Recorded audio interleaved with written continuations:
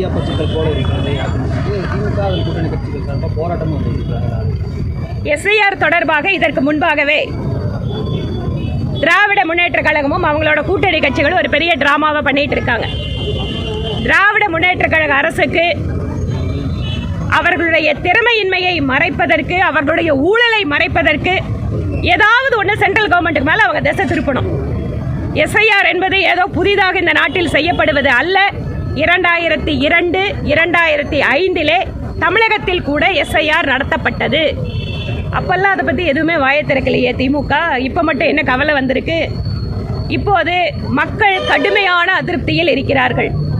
ஏதாவது ஒரு வாய்ப்பு கிடைத்தால் மத்திய அரசை திட்டுவதன் வாயிலாக தங்களுடைய அரசியல் வாழ்க்கையை, சரிந்து கொண்டிருக்கின்ற அரசியல் வாழ்க்கையை நிமிர்த்து விடலாம் என திரு ஸ்டாலின் அவர்கள் கனவு காண்கிறார். எஸ்ஐஆர் என்பது பிஜேபி செய்வது அல்ல. அரசியலமைப்பு சட்டத்திலே தங்களுக்கு வழங்கப்பட்ட சிறப்பு அதிகாரத்தின் வாயிலாக தேர்தல் ஆணையம் இந்த பணியை செய்து கொண்டிருக்கிறது. புதிய கட்சிகள் நிறைய திமுக எதிர்க்க வராங்க. அவங்க வெறும் அட்டை மாதிரி தான், மெதுவாக தட்டுனாலே காணாமல் போயிடுவாங்க உதயநிதி ஸ்டாலின் சொல்றாரு. அதான் மெதுவாக தட்டுறதை அவங்க புது கட்சி இல்லை, எல்லா கட்சியும் தட்டி பார்க்கலாமான்னு நினைக்கிறாங்க. அது தட்டணும்னு சொன்னால் திரும்பி எந்த அளவுக்கு வேகமாக அவங்கள அடிக்கும் அப்படிங்கிறது அவங்களுக்கு இன்னும் தெரியாது. தேர்தல் காலத்தில் ஒன்றா பயணிக்க போகிற ஒரு சூழலில் அதிமுகவுக்கு அவங்களுக்குள்ள இந்த செங்கோட்டையனோட விவகாரம் பெரிய பிரச்சனையாக போயிருக்கு. உங்களுடன் கூட்டணியில் இருக்காங்க ஆனால் அவங்க கூட நாங்கள் பாஜக எந்த பேச்சுவார்த்தையும் நடத்தலை, அவங்க கட்சி விவகாரத்தில் தலையிட மாட்டோம் அப்படிங்கிற மாதிரிலாம் நீங்கள் சொல்லியிருந்தீங்க.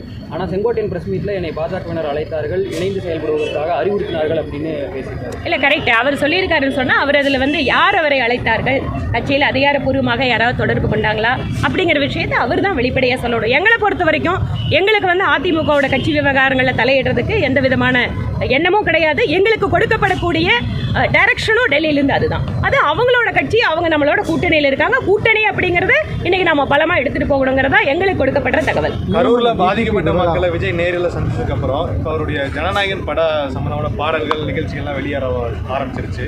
இப்போ அவருடைய செயல்பாடு எப்படி பார்க்குறீங்க? அரசியலில் ஒரு கவனம் செலுத்துறாரு, சினிமாவில் கவனம் செலுத்துறாரு. அந்த பாடல் சினிமா தேர்தல் பிரச்சார வரிகள் நிறைந்ததாக தான் இருக்குது. ஒன்னா சேரு, நம்பிக்கையுடன் சேரு அப்படிங்கிறது மைய அரசியலையும் சிலது பேசியிருக்காரு. எல்லா மதங்களையும் இணைக்கிற மாதிரியான, எல்லா மொழி பேசுபவர்களையும் இணைக்கிற மாதிரியான வரிகள், லேதையா, ஆமா பையா அந்த மாதிரியான வரிகளும் சேர்ந்து ஒட்டுமொத்தமான ஒரு பிரச்சார பாடல் மாதிரி இருக்கு. தேர்தல் நெருங்கக்கூடிய ஆமா பையாவா ஹிந்தியில வந்துடுச்சா?